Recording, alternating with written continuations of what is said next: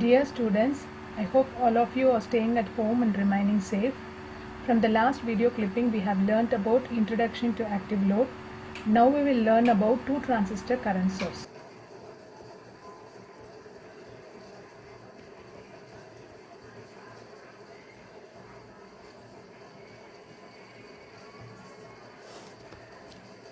So first I'll draw the basic circuit for a two transistor active load. Otherwise you call it as a current source. So the basic configuration what we prefer is common emitter configuration and an NPN transistor.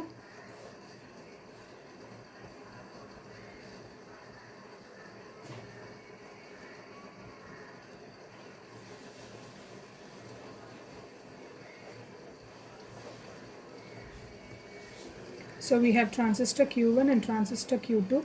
Both the transistors are identical. And we have here VBE1 and VBE2. So this is our I reference, which you call it as an active load. So I give over here the positive supply. So this is my IC1 and this is my IC2. So IC2 across the collector of transistor 2 only I am going to take the output. So IC2 is nothing but the output current I0. So this is my VCE2, that is the voltage across the collector and the emitter, and the voltage across the transistor 1 will be VCE1. So the same I have drawn with the resistor here. The same circuit can be drawn using a current source.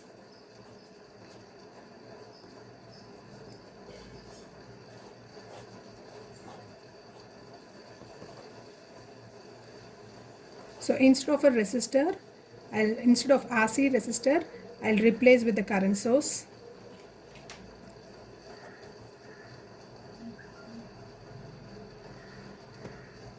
So across the transistor 2, I'm going to take the output.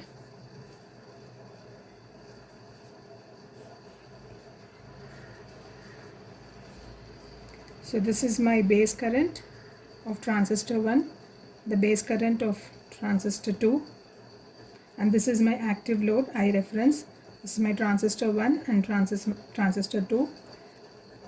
So this is IC1 and IC2. IC2 is nothing but my output voltage. So this is my base to emitter voltage of transistor 1. This is my base to emitter voltage of transistor 2. The condition is the two transistors are called as current mirror. So the circuit is called as current mirror. Why do we call it as current mirror is both the transistors are matched or else it is identical, and Q1 and Q2 will be operating at the same temperature. So Q1 and Q2 are matched well, or else you call it as identical transistors, and they have same operating temperature.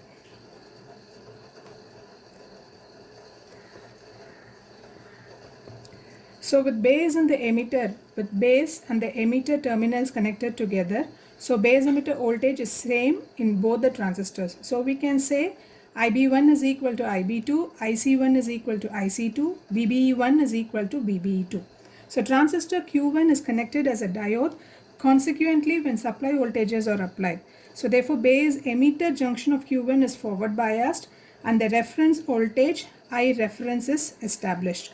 So once VBE1 is established, it is applied to the base emitter junction of transistor Q2. So this base emitter voltage which is applied to the transistor Q2 will be used to trigger your collector current at the transistor Q2. Otherwise you take the output over here. So this helps you to bias the transistor. So I'll repeat. So the transistor Q1 is connected as a diode. Consequently, when supply voltages are applied and the base emitter junction of transistor Q1 is forward biased, and that is once that is established, that is given to the base emitter, that is given as a base emitter voltage to the transistor Q2, and this helps to bias both the transistors. So we'll try to find what is the reference voltage. So reference current. So what is the reference current? So reference current I'll represent with I reference which is equal to, so when I talk about this I reference, there is a supply voltage V plus and there is the VBE voltage and then V minus. As I said, both the transistors are identical in nature, so VBE1 will be equal to VBE2. So we can have one common notation VB. So when I write an equation for I using an Ohm's law equation, I is equal to V by R. So in the place of V, I will have V plus, I will have V minus and then VBE. In the place of R, I'll represent this R1 resistor. So I'll try to write an equation for I reference. I reference is equal to V plus minus VBE minus V minus divided by R1. So VBE is the base emitter voltage corresponding to collector current and is essentially equal to I reference. So connecting base and the collector of BJT produces IV characteristics that are identical to IC versus VCE. We know we are using a common emitter configuration. So your output characteristics is drawn between IC versus VCE. So connecting base and the collector of BJT produces your VI characteristics that are identical to IC versus VCE. So for VCEB is equal to 0, for VCB, that is collector to base voltage equal to 0, transistor is still in the active region.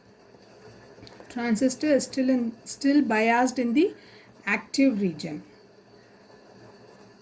forward active mode, and base collector emitter are related through current gain beta. Now we'll see what is beta. So beta, as per your two transistor current source, beta is called as the DC term. So beta is nothing but the ratio of the DC collector current divided by DC base voltage, base current. So I'll repeat. So in constant current source circuit, beta is nothing but the DC term. So beta is represented as the ratio of DC collector current divided by DC base current. Now for this circuit, we'll try to do current relationship. So we know that VBE is same. So referring the previous circuit itself, we'll try to find what is the current relationship. So we know VBE is same for both the transistors because we have assumed that both the transistors are identical. So I can say IB1 will be equal to IB2 and also IC1, the collector current across the transistor 1 will be equal to the collector current across the transistor 2. And I assumed that Q2 will be biased in forward active region. This is the condition I take.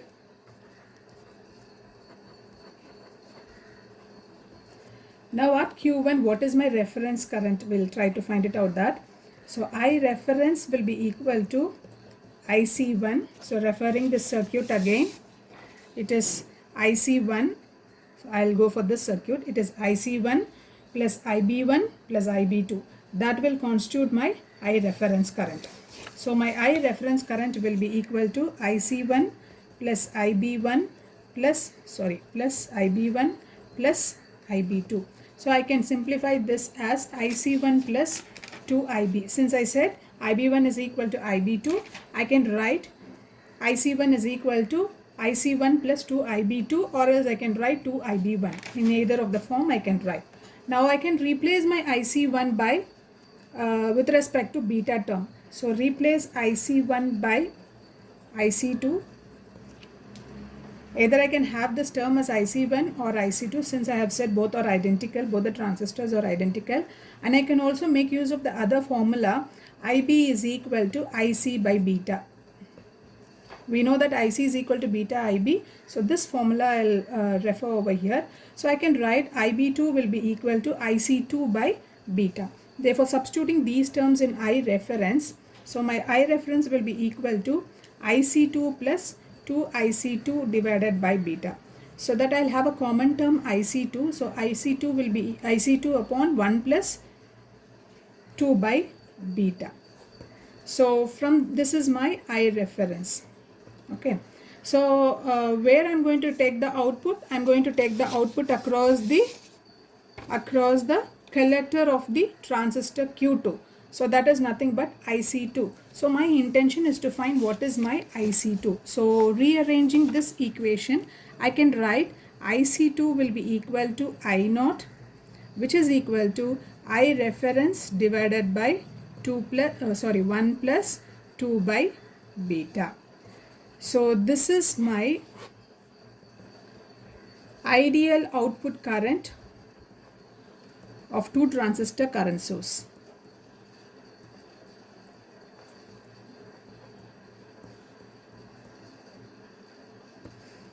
So here in this equation, Q2 is biased in forward active region. So Q2 is biased in forward active region. The understanding is VCE2 collector to emitter voltage of the transistor 2 must be much greater than the base emitter voltage of transistor 2, and the early voltage is infinite, that is VA is equal to infinity. I'll again repeat.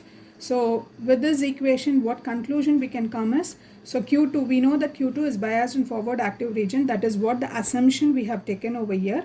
So Q2 is biased in forward active region. In sense, the understanding is VC2 should be much greater than VBE2, and the early effect is infinity. VA is equal to infinity.